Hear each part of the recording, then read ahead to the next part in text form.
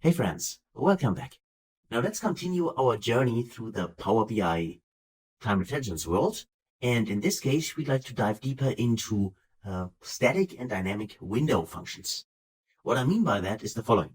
Sometimes when organizations analyze their sales data or any other kind of data, time data, then they are more interested in, let's say, the development over a certain period instead of only for a specific day or month, for instance. Because there might be outliers in the data. So it's better to smooth it some way. For instance, instead of analyzing only yesterday for the sales, we might be more interested in to see what is actually the sum of sales for the last 5 days. And then we compare this. So that would be more interesting, right? With the last 5 days we have, and then compare to the next 5 days, for instance, on a sliding window. You see in a moment what I mean if you don't understand that. So let's actually do that. Let's actually first go to the new page. I already did this. I clicked on the plus symbol here, and now we can get started from here.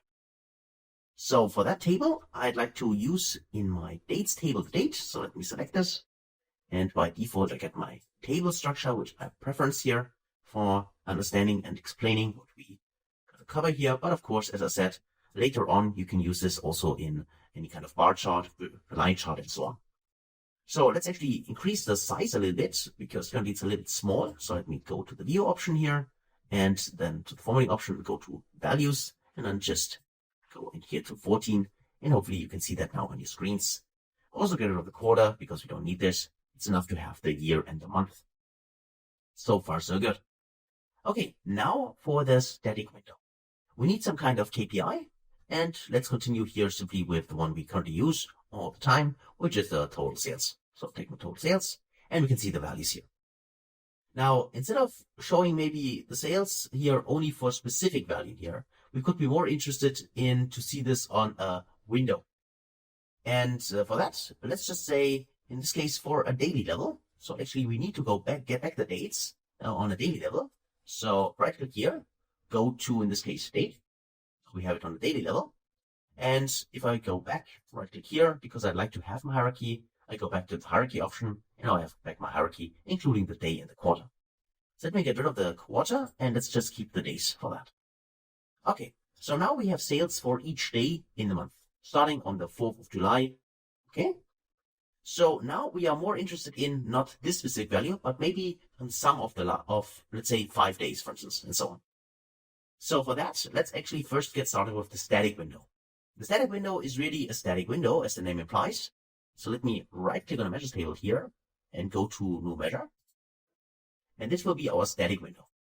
Now the static window, let's call it also static window sales. And as always, feel free to come up with a better name that I do here. So then we calculate something, because remember, if we like to see a different value here in a row, then we need to modify the filter context, and this means we need to use the calculate function. So let's calculate something, and the calculation is the total sales. So that's the value I'd like to modify. And how do I want to modify it? Well, the new context, the new filter context, should be, in this case, the so-called dates in period function. Another time intelligence functions available in DAX for us, and if we select it, I press delete key, so I don't see these options in here, and now I can read through it. It requires a dates table, like all the time intelligence functions, and it requires a start date, a number of intervals, and interval. Whenever you read number of intervals and interval, that also gives us indication that we have two options here, which are flexible, so which provides various options. The number of intervals could be positive and negative values, so numbers, and the interval itself could be on a daily level, on a monthly level, quarterly level, or yearly level. And if you want to read more, there's also the option to read the text. It's quite, short in this case. But if you dive deeper, always keep in mind there's also a Power BI DAX documentation where you can read about the measure more in depth if you need. So, having said that, let's actually explore it ourselves. Reference the dates table date, so the date we want to use. And then for the start date here, we use a static value, as I said. And let's just use the first value in our data set. So let's say for the static value, we use the date function, date. And then we can specify what is the first day or date in here. The year is 2021. That's the first year in our data set. Let's say the month would be July, and the day would be the 4th, because this was the first day in our data set. And then I would like to say the number of intervals is 5. And then the day here, or the interval itself, as you can see, there are various options to choose from. In this case, I'm using the day level, and then I close the parenthesis, and also I close my calculator. I don't think there's a need to format this with the DAX formatter because it's one line, but if you want to do that, you probably have a little bit more spaces in between. So let's actually check the box, and now we have our static window. And this window, I don't want to add it to the view in here. I just want to add it as a KPI field. So let's deselect the view, click somewhere on the blank canvas, and then go inside your measures and choose a new measure you have created. So the static window, in this case, where is it? This one here. I use it twice actually, because I created it before, but choose the one which we have created now. So let's tick this option here and then switch it in this case to a card visual, and we can see the value. And also for the formatting, in this case, the card visual already has here the formatting option, so I can check the box here as well. Currently, I only can select here the category label, but if I go to more options, then this window on the side appears, and here I can change here the callout value, and I want to get rid of the auto. I want to see the actual value. So I select none, and now I can see the exact value, 5,655. So this value, what is this value? How is this calculated? Good question. Let's have a look at the data we have.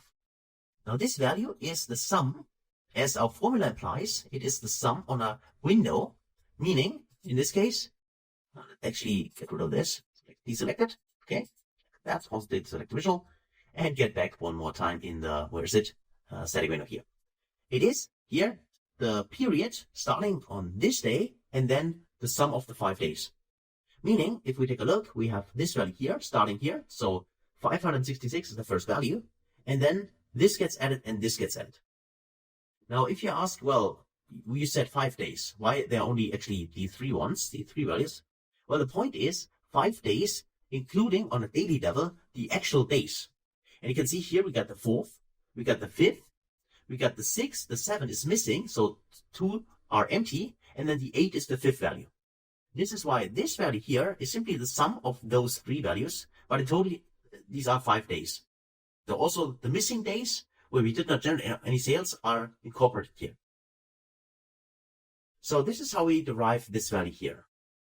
And to make it more dynamic, we can now go back in the formula itself, and instead of hard coding here the value, let me just deselect it first again. It's just a little bit annoying that these values are always shown, even if I open the formula. So I need to drag this down so they're not displaying here. Okay, so we're back in here. And now you see that instead of having here a hard-coded value, you could add actually references to make it more dynamic in the view itself as well. So this means that instead of showing this like that, we just use the maximum date. Because remember, the maximum date always references the current row in the context. Meaning if we specify max date here on the 5-day level, it uses the maximum day, so the current row, and always then uses the next, including this day, the next 5 days. So the next 4 days, including the current date. So in total 5 days. So we can do this by, let's actually copy this, Control-C to copy it, so we do not need to rewrite it. And then I want to go inside my measures table, right click here, click on a new measure. And now we can actually paste this again inside like this. And in here, instead of using the date, this date value, which is static, we can make it dynamic by simply referencing the max of the dates table date. So this max, this one here, this value always references, no matter what kind of visualization you have, it always references the current row. Or in a bar chart, the current bar. Or in a line chart, the current dot in the line. This is what the maximum dates table reference. And this, of course, will change, because with each new row, we have a different maximum date. And that's why these values will now change inside the visual, if we add this calculation to our visual. So let's call it, instead of static, let's call it dynamic window sales. And then we can click the checkbox here, and we have here our calculation. So let's go on here and click on the calculation as well. And first format this to a dollar amount, and then decimal number of 2. Okay, here we go.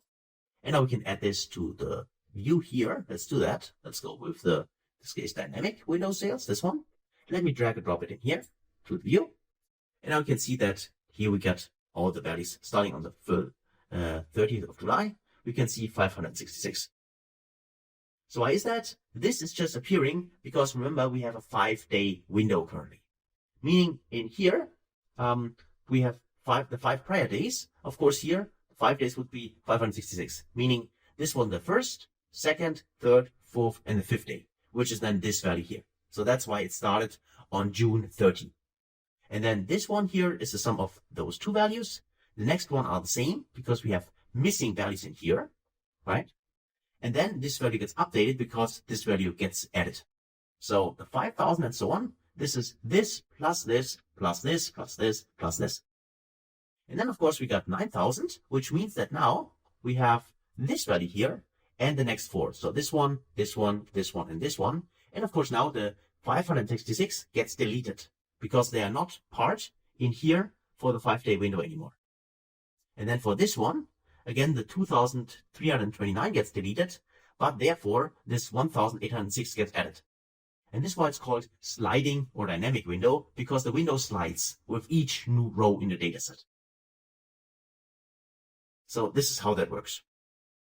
And also, of course, remember our trick when it came to the time intelligence here, where we said that if their total sales are blank, we don't want to display it. So if that's the case, this can also be applied here, right? So that's something you also want to do, maybe if you use this dynamic window inside, in this case, a table like that, if you do not want to display these empty values in here. So maybe we can do this together if you're interested.